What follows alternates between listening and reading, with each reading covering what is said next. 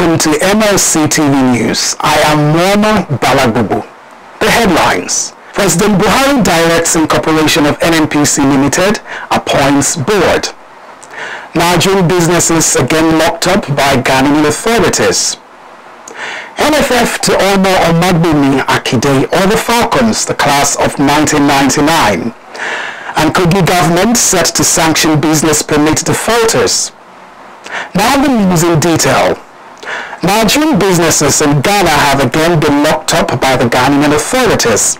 Africa Independent Television gathered that the Nigerian businesses, electrical appliances dealers located in Tema and Ashioma and Opera Square were locked up on Sunday by the Ghanaian Union of Traders, GUTA.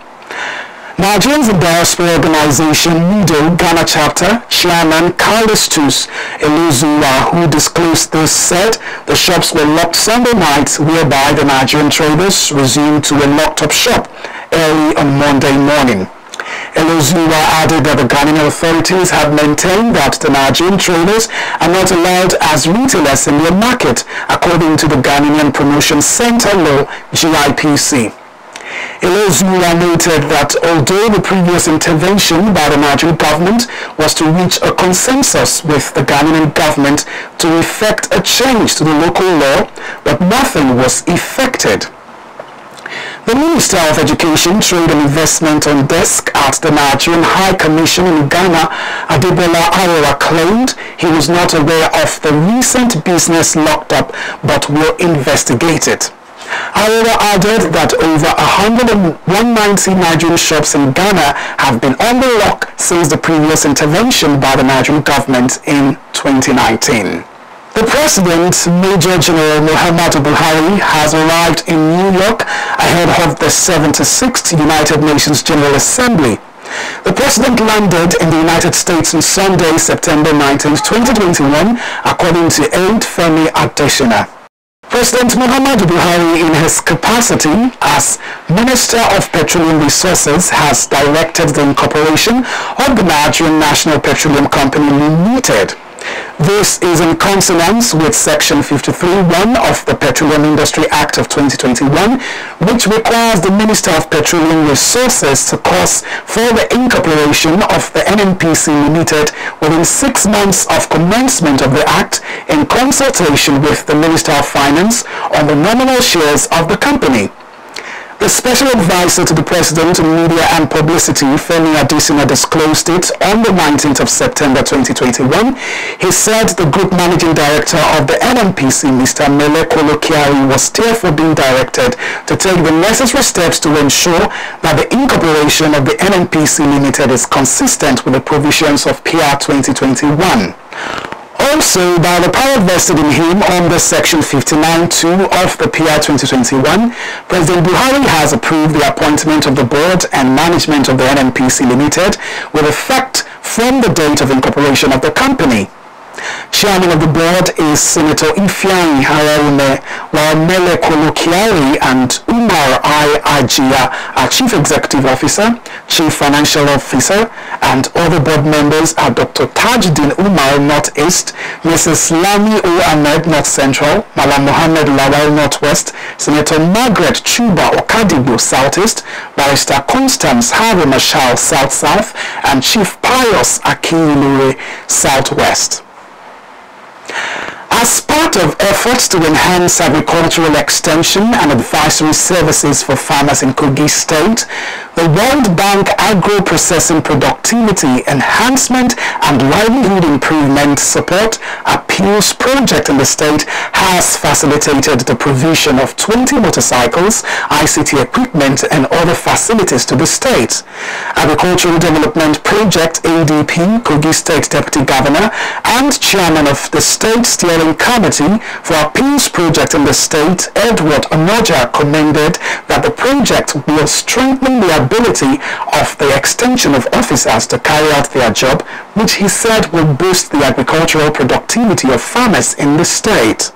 The Deputy Governor Edward Onoja underscores the importance of extension officers as an information brainboard for farmers, while commending the state governor Yaya Bello for his continuous support towards the successful implementation of the appeals project in the state. He said due to the transformational work Kogi appeals is carried out in the state's agricultural sectors, it will be rated as the best in the country. I appreciate other agencies of government, federal agencies, that made this a reality. I appreciate those who initiated the quest before the government of His Excellency Alhaji Yahya Adoza Bello. But you know, good attracts good. And His Excellency's good is attracting good to Kogi State. We give God all the glory. Kogi State Commissioner for Agriculture, David Ape, appeals to the extension officers to use the motorcycle for what it was intended for. While the managing director of Kogi ADP, Bello Ogrima, appreciated the appeals project for the support it has rendered to the ADP since it began operation in 2018. The state may not have all the monies to do this, but when we attract this international fund from Central Bank, I think that will help us to go a long way. They are not meant to be used for family activities. Use them for what they have been given to you for. The Appeal State Project Coordinator Sani Abdullahi Ozomata says that the extension anniversary services being rendered to the supported farmers by the ADP extension officers has necessitated the provision of these motorcycles and ICT facilities to aid the extension agents in performing their duties. The extension agents are the knowledge hub for all the researched agri-research results that are out there to be put into use, and of course technologies that are available will also be disseminated by the extension agents to our farmers, and by so doing there's going to be an increased productivity from the yield of farmers, and that will largely affect positively our core mandate. That's the objective of the appeals project. So the support to the extension agents is in the right direction to boost productivity of our farmers. He said appeals project will not be derailed from its commitment of enhancing the agricultural productivities of the farmers and improving the livelihood in the state. Ozomata appreciated the state government for the role he has played to support the implementation of the appeals project in the state. Faith Abdul-Ghaffar reporting for MSC TV. The Kogi State government has appealed to business operators in the state to comply with provisions of the law concerning registering of business with the Ministry of Commerce and Industry to avoid sanctions or punishment. The Commissioner for Commerce and Industry, Gabriel Olufu, said in an exclusive interview with Malachite TV that the ministry, in collaboration with the Kogi State Internal Revenue Service, KGIRS, in Lokoja, said point-of-sale terminal POS operators, petty traders, miners, contractors, handling jobs for the state government and others have till the 14th of October 2021 to register or risk sanction. Jane Balagbobo has the details. Traders and business owners in Lokoja, the Kogi State capital, have reacted to the ongoing registration and renewal of business premises permits by the state government. According to Mr. Boluwatife Faith, a cement seller, paying tax is a necessity, but the resources generated should be used in building good roads and infrastructures within the state. So please, I think they should put people, businessmen, into consideration before they pass any law, so that they will not do what will affect the masses. Some POS operators also said that they were not aware of the current premises permit registration and renewal. I'm not okay with the idea because these POS of a team and some people that are managing their petty business, they can't afford for that, even if the price is low, because their income, what they are gaining from it is not much. Okay. And make it new. They make the news go around for the business people so that they will know that yes, this is what is going on, and give them time to pay up. Yes.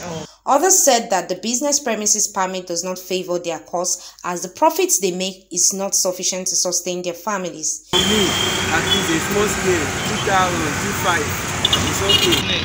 The competition is too much. The competition is too much. In a street, you find like 50 POS, 30 POS, a day you will not make anything from it. So how can you raise such amount like 10K to pay yearly for? It's too much. The government should look to it. It's too much. In view of the Kogi State Commissioner for Commerce and Industry, Gabriel Olofo, the resources generated from the tax will be used to build infrastructures in the state. All drivables, all revenue drivables go to KGRS. 5%, the Treasury single account, it goes to the state cover, and then the government will use it to provide infrastructures. He added that the business premises permit is a law that has been on since 2007. Many have been responding to it while others are yet to. He noted that those who refuse to remit their taxes will be sanctioned accordingly. It's going to be helping them too, because they have association. And if you have association and you pay business premises, why not? It's all about database, to check fraud. It's a database. It will also even know who is in business in the state and who is not in business. The commissioner also added that remittances should contact the Kogi State Internal Revenue Service for a specified account to make their payments, and certificates will be given to them. Janet Gia Balagbubu reporting for MLC TV. You're still watching Malachite TV News. We'll go on a short break, and when we come back, more stories for you. Please do stay with us.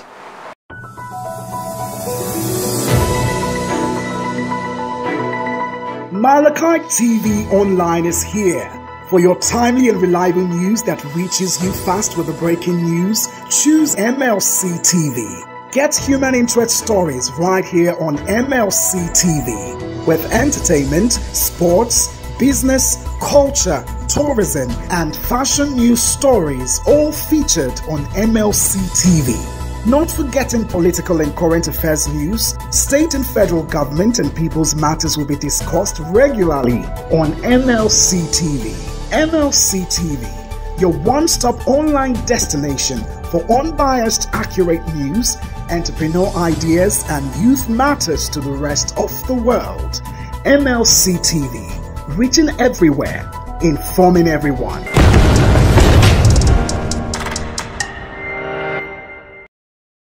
Welcome back. The National Hunters Group has reinstated their commitment to fight to still insecurity in Nigeria. In an exclusive interview with Godwin Issa, the commander of Hunters Association of Nigeria and the senior special assistant to the Kogi State Governor on state matters, said the hunters will continue to secure life and property. The commander stated that his association has been up and doing in carrying out its activities across the state. Due to the high rates of crime in Zangodaji, the Adavi local government area of Kogi State, lives and properties are no longer safe. The reason is not far-fetched due to the total blackout in the area for the past 2 months. Residents have before now called on the Abuja Electricity Distribution Company, AEDC, to restore the damaged transformer. In an exclusive interview with the Commander Hunters Associations of Nigeria and the Senior Special Assistant to the Governor on State Matters, Godwin Issa, said the Hunters Association is putting all necessary measures in place to combat crimes across the 21 local government area of the state. Nigerian Hunter Council have been working, which we have some good records. Even of recent, we apprehended some kidnapper in Adoji, in Igala land, which AK-47 was recovered from him before we now handed over to the security agency. He appealed to the state government to provide mobility aid and necessary gadgets to deliver on their core mandate, which is to fight perpetrators of crime and armed robbery in every community. And I want to use this opportunity to appeal to my boss, His Excellency Alhaji Adoza Bello. Most times I used to use my personal cars to do some patrol. So we want to appeal to the governor of Kogi State to help us, to give us the necessary things. We are ready to work. Apart from Zango here, we are ready to work to assist the relevant security agency in Kogi State. In recent developments, while carrying out their assignment, discover a criminal who buried arms and ammunition in the ground. He called on the residents to provide useful information of any suspected person within their localities. He further emphasized how the association Kogi State chapter lost one of its officers while on assignment. Ify Thompson, reporting for MLC TV. The recount of a former PDP stalwart Femi Fani-Kayode has generated reactions from different angles across the country. In an interview with a popular presenter of the channel's program, Femi Fani-Kayode said his decamp is a result of his desire to make a change in the affairs of the nation. I've discovered over the last few months that I can work very closely with people within the APC and elements within the government to effect a change. And we've done quite a lot of that over the last few months without me even joining the party. And it has been very effective. I've collaborated with many people within the party, many of the governors in the party, and I will continue to collaborate with them, even some outside the party.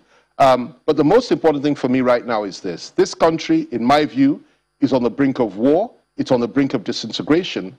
And we have to join forces, all come together, set our differences aside, and ensure that we build bridges of unity and peace, and ensure that we pull ourselves back from the brink and fight those, mainly from outside this country, that want to destroy our country by dividing us on regional, ethnic, religious, and political party lines. We must build that bridge. We must work together, and we must effect a positive change in our country and move this country in the right direction. And that's part of the reasons that I decided to make this decision today. Sheryl Okinbaloyi, who asked why he changed his decision after he vowed not to join the APC, FFK said a lot of what the present APC administration is doing after a close work with the party stakeholders have encouraged him. The APC of that time, and I'll say it any day, anywhere, the APC of that time did not have the leadership that they have today.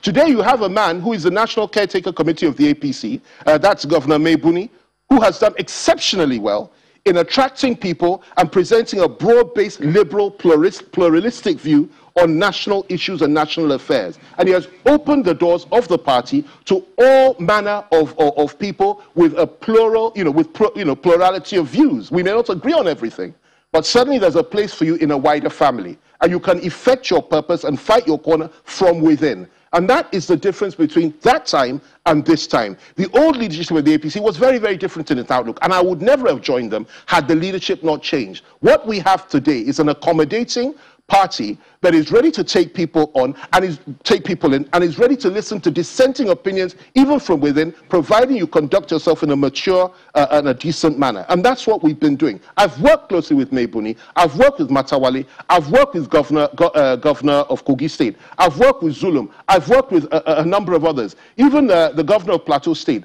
We've been collaborating over a period of time, Senator Grace Bent and so many others. And I'm telling you that there may be a plurality of views here, but we all agree on one thing, that people should be treated fairly and decently, regardless of where you come from in this country. On the person of President Muhammadu Buhari, he said he has genuine intention for the people. However, having moved closer to him over the last few months, I've discovered a lot of things that I didn't know before. There's a lot going on behind the scenes. Femi Fani-Kayode has said he has not changed in terms of his core values and principles, promised to take them into the APC and find his corner any day and any time. He also called on individuals to respect people's views, work with the people even though there is disagreement. The need to ensure the country remains one is what he intends to do. Now in our foreign news, France's defense minister has cancelled talks with her UK counterpart amid the worry prompted by a new security deal between Britain, the United States and Australia. Paris is angry after Australia signed the AUKUS Pact to build nuclear-powered submarines, pulling out of a major contract with France in the process. UK Prime Minister Boris Johnson said France had nothing to worry about from the deal, but Florence Parly's meeting with UK Defence Secretary Ben Wallace in London this week has been called off. Lord Ricketts, a former British ambassador to France, who was due to co-chair the 2 days of talks, confirmed the meeting had been postponed to a later date.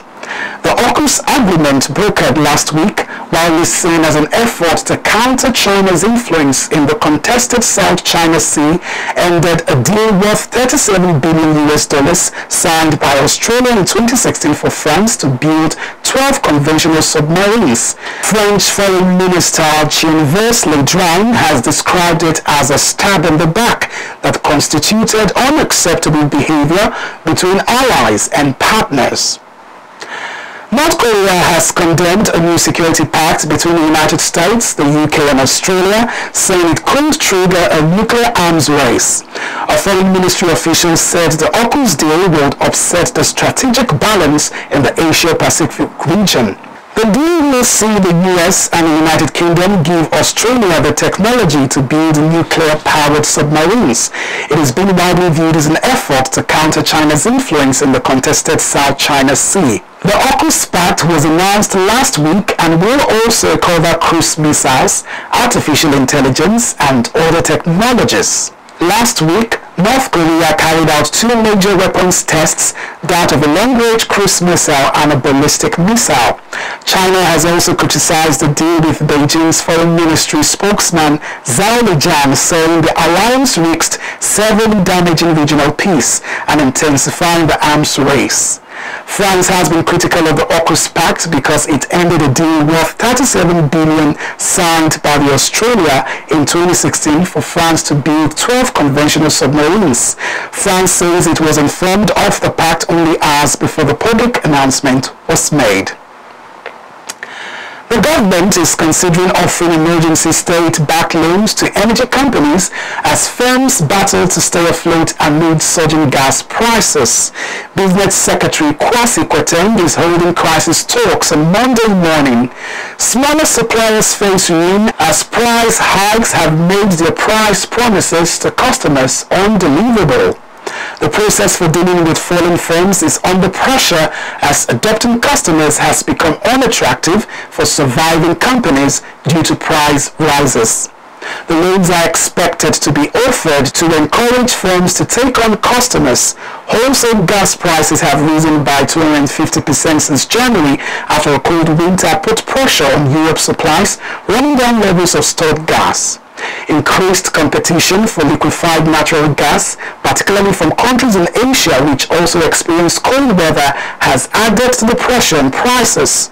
Boris Johnson, who is in the New York of the UN General Assembly meeting, told reporters they will try and fix it as fast as they can, make sure that they have the supplies that they want, and make sure that they don't allow the company they rely on to go under. Johnson said he was very confident in the UK's supply. The Prime Minister said the supply problems stemmed from the economy around the world waking up after pandemic lockdowns, like everybody going back to put the kettle on the end of the TV program. Nick Butler, visiting professor and chair of the Policy Institute at King's College London, told the BBC's Today program that a reduction in supply from Russia and the North Sea was playing a part, as well as limited storage facilities for gas in the UK. One senior executive at one of the UK's largest energy companies described an estimate that 10 energy companies would survive this as optimistic. Several energy suppliers are battling to stay in business, with the UK's 6th largest energy company, Bulb, seeking a bailout to stay afloat. 4 other smaller firms have ceased trading in recent weeks, and 4 more are expected to go out of business next week. The proliferation of new energy retailers set up to challenge the bigger players had been considered by past and present governments as a triumph of competition in a competitive market. The bigger energy providers have the financial resources to take out insurance or hedge against the risk of a spike in energy prices. Smaller players have been unavailable or unwilling to spend the money to guard against a price shock. And on sports news, the Super Falcons class of 1999 that reached the quarterfinals of the FIFA Women's World Cup staged in the United States of America will be the star attraction of the 3rd NFF Altair Football Awards holding in Lagos State this evening. Led by Captain Florence Omagbemi, the Falcons defeated North Korea 2-1 at the Rose Bowl in Pasadena with goals from Mercy Akide, Rita Nwadike before losing 1-7 to the USA, despite taking a second-minute lead through in Kiri Okosime. Defeat to the Americans in Chicago stirred something in Africa's lone flag bearer at the first FIFA Women's World Cup to feature 16 teams. In their next match, the Super Falcons flew past Denmark 2-0 at the Jack Kent Cooke Stadium near Washington, D.C. The goals from Mercy Akide and Nkiri Okosime. In the quarterfinals, at the same venue, the Nigerian girls stormed back from 3 goals down to Brazil in the first half to tie the game 3-3 with Priska Emiefu, Nkiri Okosime and Nkechi Egbe, the scorers. Brazil won in extra time in what was the very first time a women's competitive game was decided by the golden goal. This was after 104 minutes. 15 members of that 1999 squad as well as coach Ismail Amabo will be on the hand at the banquet hall of their co-hotels and suites Monday night. 8 of them have been flown down from the United States. Sadly, attacking midfielder Ifeanyi Chiejini died last year. The 20-woman squad, Florence Omagbemi, Anne Chiajan, Yinka Kudesi, Martha Tehimba, Adana Nwanere, Okpara Kikelemo Ajayi, Stella Mbachu, Rita Nwadike, Gloria Usaita, Maris Ogun, Priska Omefu, Juliet Shime, Nkiri Okosime, Maureen Madu, Florence Ureta, Nkechi Egbe, Mercy Akide, Ifeanyi Chijain. The first edition of the awards held in February 2018 and attended by FIFA President Gianni Infantino and then the CAF President Ahmad among a clutch of political and football juggernauts. The 1980 class of Green Eagles, led by Chairman Christian Chukwu, which won Nigeria's first AFCON title, was specially recognized.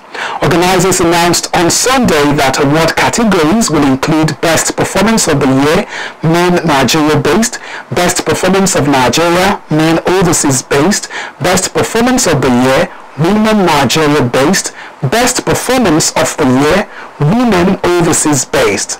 Club of the Year, Men, Club of the Year, Women. Coach of the Year, Men, Coach of the Year, Women. Referee of the Year, Men, Referee of the Year, Women. Memorable Performance of the Year, Host State of the Year, Best Supporter of Women's Football Inspirational Award, Lifetime Achievement Award, and Award for Commitment to Women Football Excellence. There will also be a posthumous awards for Prince Larry Eze and Miss Henrietta Okwegwe, both of blessed memory for their contributions to women football development. Still in sports, FIFA President Mr. Gianni Infantino on Thursday revealed how Nigeria can be made a destination for FIFA competitions and a top-grade A football matches. The FIFA boss gave the insight in Abuja when Sunday Dare, Nigeria's Minister of Youth and Sports Development, took him on a tour of the renovated main bowl of the Moshood Abiola National Stadium. Infantino, who was visibly happy with the regressed pitch at the stadium, said well-maintained stadia with good pitches were key to hosting Grade A matches. He said FIFA was ready to work more closely with Nigeria to develop the game and host more Grade A matches in the country. He said it's obvious that stadiums like this Moshood Abiola Stadium and others in Nigeria deserve the best quality games. Infantino said the FIFA team is working to see what kind of new opportunities, competitions they can bring for men and women to fill the stadium and make the heart of the stadium beat for the fantastic spectacle that all Nigerians love, which is football. On our entertainment news, Miss Abuja Oluchi Madubukwe emerges the winner of the Most Beautiful Girl in Nigeria 2021.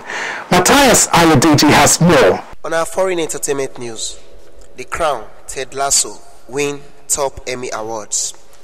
Drama The Crown and comedy Ted Lasso took home the top prize at the Television Emmy Awards on Sunday, while The Queen's Gambit was named Best Limited Series in what turns out to be a strong night for streaming giants Netflix and British acting talent. The Crown was named Best Drama Series, giving Netflix its biggest prize so far, while Apple TV Plus enters streaming's big leagues as Ted Lasso, which focuses on the fortunes of a struggling English football club and their American manager, won Best comedy series, a first for the fledgling service.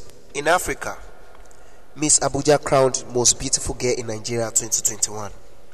Miss Oluchi Madubike has been declared the winner of the Most Beautiful Girl in Nigeria 2021. The event, which was held at Eko Hotel and Suites, Lagos, saw Oluchi, who is the present Miss Abuja, emerge winner among 36 other contestants to become the Most Beautiful Girl in Nigeria in this year's edition. Matthias Ayodeji Peter, reporting for MLC TV. And that is the news hour on MLC TV. Thanks for staying with us. For your sponsorship and advert placement, call the numbers displayed on your screen.